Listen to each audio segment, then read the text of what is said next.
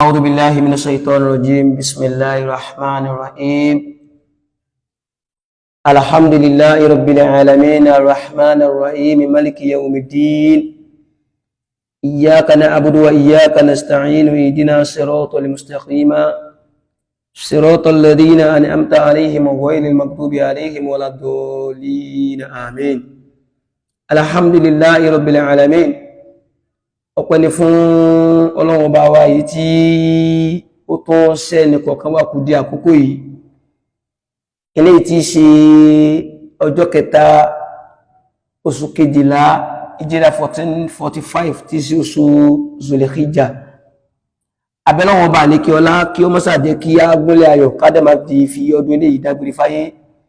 Àlékún kí Ọlọ́run fún ẹrú Ọlọ́run jíṣẹ́ Ọlọ́run Ànábì sallallahu alaihi wasallam bá wa fáwà tí wọ́n ti lọ́lọ́ bá wa lékún kẹrin lórí wọn. Bẹ́ẹ̀ ni à ń kí gbogbo àwa mùsùlùmí lọ́kùnrin lóbìnrin pé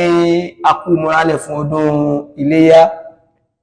Abẹ́lọ́run Ọba Allah kí wọ́n má jẹ́ kí a fi ọdún ilé ìdágbére fáyé kó dẹ̀ jẹ́ kó bá wa dáadáa. Torí pé kìí ṣe gbogbo ẹni tí ó múrálẹ̀ náà ni ọdún náà ó ṣe bá láyé. Àmì ìta ń bí Ọlọ́run ni kí Ọlọ́run jẹ́ kí ọdún náà kó bá wa láyé ká dẹ̀ má fi ọdún ilé ìdágbére fáyé. Gba àwọn ọmọ yàwá tí wọ́n ń ṣiṣẹ́ Ọlọ́run lọ tí wọ́n ṣe ìbádà lọ nílùú Mẹ́kà Ọlọ́run bá wa sún wọn padà dé pẹ̀lú rọrùn níwò yá àmọ́dún kájọ́lá ní Ọlọ́run gbà Ọlọ́run masha Allah la quwwata illa billah. Èyí tí wọ́n ní kí a sọ̀rọ̀ lé lórí iná ní àlàyé nípa ọdún iléyá, bẹ́ẹ̀ náà ní pípa ẹran iléyá sí ọ̀ranyàn ni àbí kìí sọ ọ̀ranyàn. Alhamdulillahi rabbil alamin. Lẹ́ẹ̀kan sí àtún kí gbogbo àwa mùsùlùmí pé assalamu alaikum wa rahmatullahi wa barakatuhu. Àlàáfíà Ọlọ́run kó máa bá ẹnì kọ̀ọ̀kan wa gbé. A ti bẹ̀rẹ̀ ayé wa pẹ̀lú mùsùlùmí, abẹ́lọ́wọ́ Ọba Allah kó má jẹ́ ká padà di kèfèrí gbẹ̀yìn ayé wa. Àlàyé nípa ọdún iléyá yìí ó kó àwọn ẹ̀kọ́ tọ́pọ̀ sínú. Nítorí pé Ọlọ́run Ọba Allah tí ó ní gbogbo wa lánìtá yìí, ẹni pa aṣọ ń gbọ́ ní pé dèdè ibi táà ti jèrè àjẹkalẹ́ lọ́lọ́mọ ní máa darí àwọn mùsùlùmí lọ. Àlàyé nípa ọdún iléyá ó kó àwọn nǹkan tó pọ̀ sínú. Alákọ̀ọ́kọ́, ìbẹ̀rù Ọlọ́run. Ẹlẹ́kejì, ìnísùúrù. Ẹlẹ́kẹta, ìnígbàgbọ́ nínú Ọlọ́run. Kí ló ṣokùnfà bí iléyá sì bẹ̀rẹ̀? Àti pé kí ló ṣokùnfà ẹran pípa? Ǹjẹ́ ẹran pípa fún iléyá yìí ṣe dandan ni àbí kìí ṣe dandan? Wọ́n ní Ànábì wa Ibrahim alayhi salatu wasallam qila zababu shibu Ibrahim Ismailu alayhi salatu wasallam. Ànábì wa Ibrahim alayhi salatu wasallam kí ló ṣokùnfà ọdún iléyá yìí gẹ́gẹ́ bá ti sọ. Ànábì wa Ibrahim alayhi salatu wasallam Ọlọ́run sí ní ànábì Ọlọ́run ní Ànábì Ibrahim tí sì ń tan ìmọ́lẹ̀ ẹ̀sìn Ọlọ́run Ọba Allah tí tàn káàkiri. Ànábì wa Ibrahim yìí tó ń tí bó tún ṣe wá jẹ́ ànábì Ọlọ́run yìí, Ọlọ́run tó wá sí kí ni ọba tó ní tó wá dẹ̀wò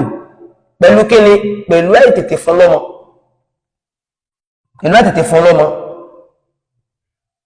Ó wá ní Ànábì wa Ibrahim yìí nínú ẹ̀kọ́ tí Ọlọ́run fẹ́ ká kọ́ lára rẹ̀ ni pé ó jẹ́ ọlọ́rẹ. Annahu karuba alifa shatan wa salasa mi'ati baqaratan. A máa tọrẹ gan. Ànábì wa Ibrahim pọ̀ ní ẹni tó ń tọrẹ débi pé láàrin àwọn kan ní ẹ̀kan lóṣù nínú ìkáyà kan wọ́n ní ẹ̀kan lọ́sẹ̀ ni a máa dúnbú ẹran abo ẹran tí fẹ̀ máa tó 1000 kan wọ́n sàlásà ní àti baqaratan. Bẹ́ẹ̀ náà ni bí ti ń pa abo ewúrẹ́ yìí, bẹ́ẹ̀ náà ni tó máa mú àwọn màálù tó yanjú dáadáa tí máa lọ bí ọgọ́rùn mẹ́ta kọ́ 300 a máa pa fi sẹ̀bílì. Wọ́n ní bídí àtàn fi sabilillah, ọdí ọrẹ tí fi máa tọrẹ fáwọn èèyàn sójú ọ̀rọ̀ Ọlọ́run Ọba Allah. Fata ajaba an-nasu wal malaika min dhalika látara tí Ànábì Ibrahim máa ṣe yìí fata'ajaba an-nasu wal malaika àwọn bá bẹ̀rẹ̀ sí ní ṣe mọ́ pa rẹ̀ pé ẹnìkan ló ya olórin tó báyìí ẹnìkan ló ya láàánú tó báyìí ẹnìkan ló ya aláfaradà tó báyìí àwọn èèyàn máa ń ṣe mọ́ nípa tí máa ń ṣe yẹ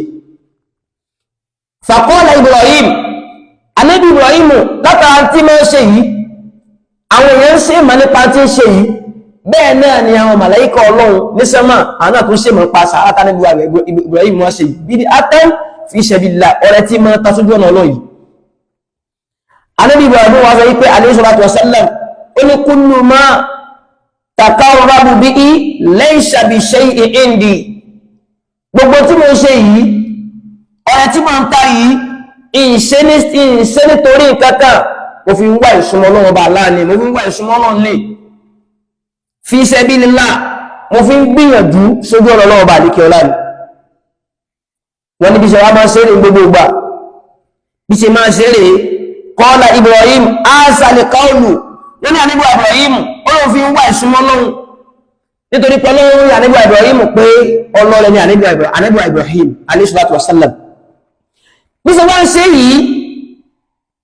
wọ́n ní Ànábì Ibrahim wá tábà lọ wo inú súrátù Hud kọ́ àbí náà inú súrátù Safat Ànábì Ibrahim sọ yí pé wa qala bismillahir rahmanir rahim wa qala inni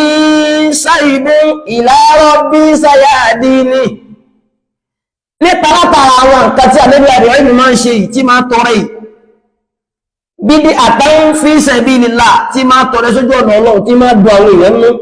àwọn èèyàn sì máa ń parẹ̀ bẹ́ẹ̀ náà màláíkà Ọlọ́run níṣẹ́ mọ́ náà ń ṣe mọ̀ nípa Ànábì Ibrahim máa ṣe yìí alayhi salatu wassalam ọwọ́ atáyé kan Ànábì Ibrahim ní wa qala inni sa'ibun ila rabbi sayahdini mọ́ ń lọ láti lọ bẹ́ lọ́wọ́ bá mi mọ́ ń lọ rí bí Ọlọ́run mọ́ ń lọ ṣàdúrà bó ti sọ yìí Ànábì Ibrahim wá débẹ̀ fasa'ala rabbahu al-walada Ibrahim wá bẹ́ lọ́wọ́ bá láàpẹ́ Rabbi habli minas salihin Rabbi habli minas salihin Ibrahim wá dé ààyè tó ti fẹ́ lọ bẹ́ lọ́hun ṣe ń pè ní Baitul Maqdis bó ti débẹ̀ kò sí nǹkan kan wípé ń lọ bẹ́ lọ́wọ́ bá láàánà ni àwọn àgbàlagbà wọn ni tí ìdóni ní pọ̀lọ́rọ̀ ẹni bí Ànábì Ibrahim ṣe débẹ̀ kò sí nǹkan kan wípé ń lọ ràwọ́ ra ṣẹ̀ṣọ́ lọ́hun ń lọ bẹ́ lọ́hun pé Rabbi habli minas salihin Ọlọ́run fún mi lọ́mọ rẹ̀ Ọlọ́run fún mi lọ́mọ rẹ̀ Ọlọ́run fún mi lọ́mọ rẹ̀ ìní Ànábì Ibrahim lọ bẹ́ lọ ní Baitul Maqdis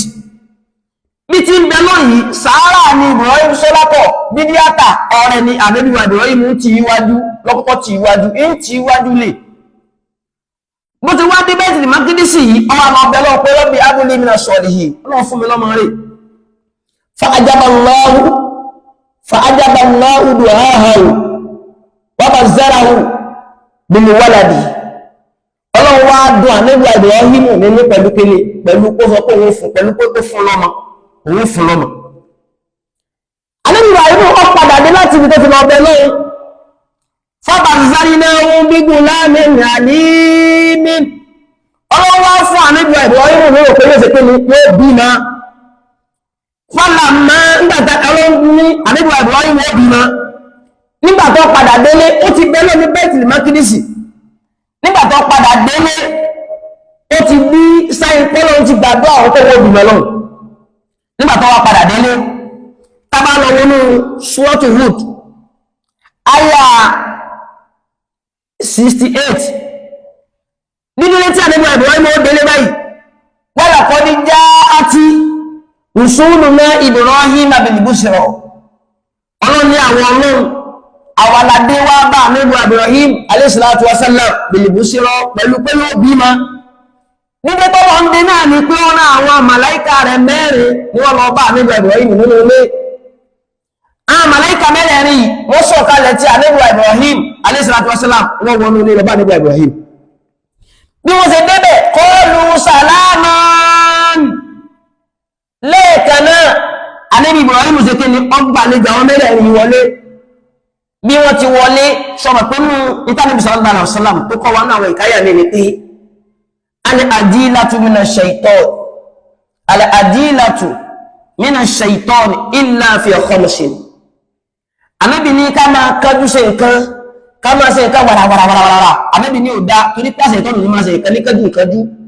àmọ́ àwọn kan márùn kan bẹ nígbà sí pé tá a bá ṣe ní kájú nítorí ká fi gbẹ̀ṣẹ̀ àpùn gbáradá bẹ̀ ìtìhánu bẹ́ẹ̀ kálejò bá bá ní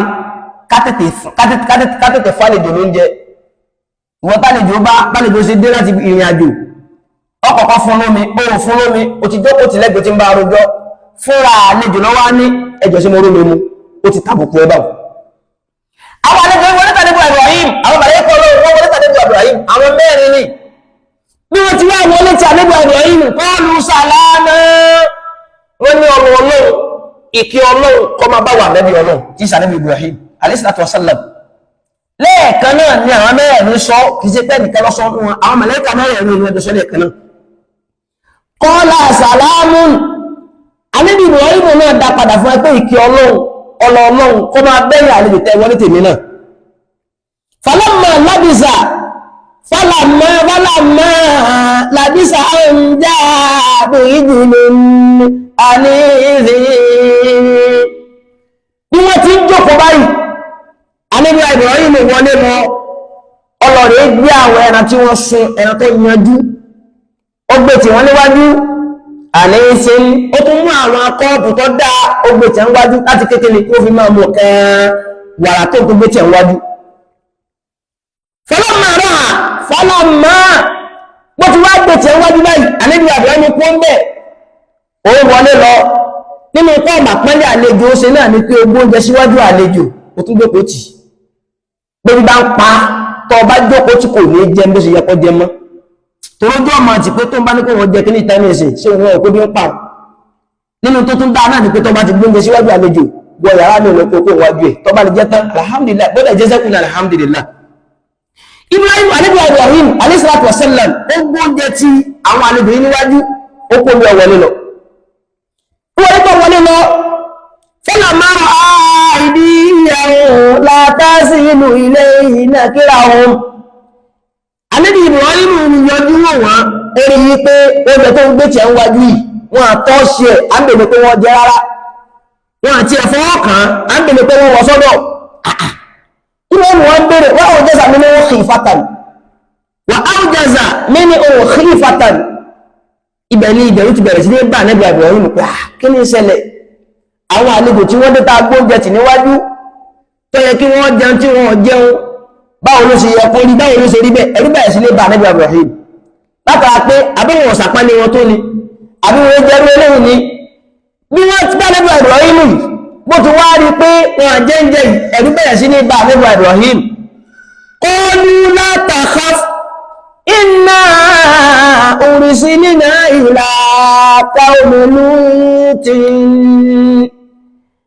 àwọn màláíkà mẹ́rẹ̀ẹ̀rin wọ́n rí pé ẹ̀rù ti bẹ̀rẹ̀ sí ní bá Ànábì Ibrahim alayhi salatu wasallam wọ́n sọ fún Ànábì Ibrahim pé ìrẹ̀ Ibrahim la takhaf ní ìwúlẹ̀ páyà kódà má bẹ̀rù má páyà má bẹ̀rù inna ursilna ila qaumi lutin ọmọ ní kásẹ̀rẹ̀ wá fún ọ ní ìrònú pé lòun pé ìyàwó ló bímọ lòun ó sì bímọ àwọn bá tí wọ́n kò lọ́dọ̀ rẹ̀ ní àwọn àmàlẹ́kọ̀ọ́ lọ́láwà àwọn ìjẹun àìmú àìsùn tí túnmọ̀ sí pé ọlọ́run kásẹ̀rẹ̀ wá dùn ọ́nà ni pé èrè tọrọ bẹ́ẹ̀rẹ̀ ìtò ń bèèrè lọ́dọ̀ àwọn ọlọ́ látàrí ìmọ̀ ọdún àti fẹ́ pé ọlọ́rọ̀ yìí ìyẹn lọ́nà wa ní ká fún ọ lérò àmọ́ta tí wọ́n fún ọ ní ọdún yìí akọ́lọ̀ lóòdì kejì lọ́dọ̀ lútù a ń lọ rẹ̀ pa àwọn àjọ rẹ̀ àwọn tí wọ́n gbà fọ́lọ̀ lára rẹ̀ a lọ àwọn lè àwọn rẹ̀ nù wọ́n máa tàrú kọ ìmọ̀ tó ń fàdọ̀ iká ti bàbà zarí náà bí sí àkọwà ní ìwàrọ̀ yìí sí àkọyà kúrà bí àwọn àlejò ń lọ fún àlejò àbúrò ní pé yóò bímọ yìí wọ́n ní amúra tún mú kọ́ ìmọ̀ tún wọ́n ní jọ́nà lọ ìyàwó Ájára kọ́ wọ́n ní bẹ ní ẹ̀yìn kùlé wọ́n bẹ lẹ́yìn kọ́tìnì tí wọ́n fi tí gbọ́ táwọn àlejò wí pé Ànábì Ibrahim ó bímọ fàdán ìkọ́tí àwọn bá bú ẹ̀rù pé àwọn òbímọ láàbù mélòó àwọn òbímọ fàdán ìkọ́tí fábà zari náà wọ́n fún nínú òdòdó pé wọ́n sọ pé ó bímọ wọ́n fún ìyàwó Ájára ní òdòdó pé ó bímọ bí ìṣe àpọ̀ nínú ọmọ tí wọ́n sọ ọkọ rẹ̀ tí wọ́n àti ìgbà tí wọ́n ò tí lóyún wọn bèlè wọ́n bímọ ìlànàbíwà Ìṣáàkù náà wà nínú wọn ni ànábìwà Yákúbù wà bẹ́ẹ̀ náà ni Yàyá ànábìwà Yáyá wọn náà wà tó ló wá sọ fún Zakariya yìí pé àfọ ọlọ́mọ kan ìṣìmù wú Yàyá lámúnájá ìlà wúmi kọ́bùrù ṣẹ̀níyà àṣọ́kọ̀ rí bákan náà nínú àwọn ọmọ tí wọ́n bí tí wọ́n ò tí lóyún wọn tí wọ́n fi ṣọwọ́ lọ́kọ inú ẹni ànábìwà Ìṣáàkù náà wà wọ́n ní àwọn màláíkà yìí wọ́n sọ tí wọ́n sọ tó fún ànábìwà Ibrahim alayhi salatu wasallam lẹ́bàá kú lọ́dọ̀ rẹ̀ bí wọ́n ti kó lọ́dọ̀ ànábìwà Ibrahim yìí wọ́n gbọ́dọ̀ ànábìwà Lútù wọ́n ní wà á ń bàjáti murahatahu wà á ń bàjáti imurahatahu bí wọ́n lè sọ gbọ́nà ìtàbáyì tí wọ́n kó ń bẹ̀ láàrin kátó díjú kátó yánà gbígbàdúrà sí ìgbésà ànábìwà Ibrahim àti ìyàwó Sárátà ẹ bá bí ànábìwà Ismail alayhi salatu wasallam tí túmọ̀ sí pé ìyàwó gbẹ́rú tó wá kọ́kọ́ bímọ ìyàwó tó wá ṣáájú ìyáálé bímọ ọmọ tí ìyàwó Ájára tí ó bí náà ni ànábìwà Ishaq àti ànábìwà Yakubu alayhi salatu wasallam tí túmọ̀ sí pé ìyàwó ló ṣe kí ló tó wá padà bí ànábìwà Ismail alayhi salatu wasallam bí wọ́n lè pọ́n bẹ́ẹ̀ iná ni wọ́n lọ kọ́ láti ìyàwó tí wọ́n ń bẹ nígbà tí wọ́n fẹ́ ti pé báwọn mọ̀lẹ́kà lọ pé wọ́n bí mẹ́yì wọ́n wá sọ pé yá wà ìlàta àhánìdú sínú tó sì ní táwọn àlejò tó wà yìí sínú tó ní tí wọ́n sọ pé àbìmọ̀ wà á lè àdún sóhùn àwọn imí tó ń wọ́n ti dàgbà ìwọ náà mọ́sọ̀rẹ̀ tí nù nínú orí Ọlọ́run èyí tó ń lé tí o ti ti Ọlọ́run lọ́fọ̀ kàṣẹ pọ́lọ́ gbàgbé rẹ kò gbàgbé rẹ ẹni tí ń bẹ nínú ìdùnnú kọmọdúnú àdódù débi pé yóò tún wá fi ṣekele yóò tún wá fi ìdùnnú yẹ tó yàpọ̀ Ọlọ́run ìkànnà àfẹlẹ́kùn ní látàzàbánà sururan daiman ní àbàdá máa sàáràwò sàmàlóòsà àti asìmánù tí wọ́n pè nígbà iná lọ àwọ̀dàrù ọlọ́mọba àgbà tí máa yí lọ tí máa yí bọ̀ ní nígbà míì ìgbanigbéni sókè nígbà míì ó lè lẹ́nu wálẹ̀ nígbà míì ẹnìkan lè ní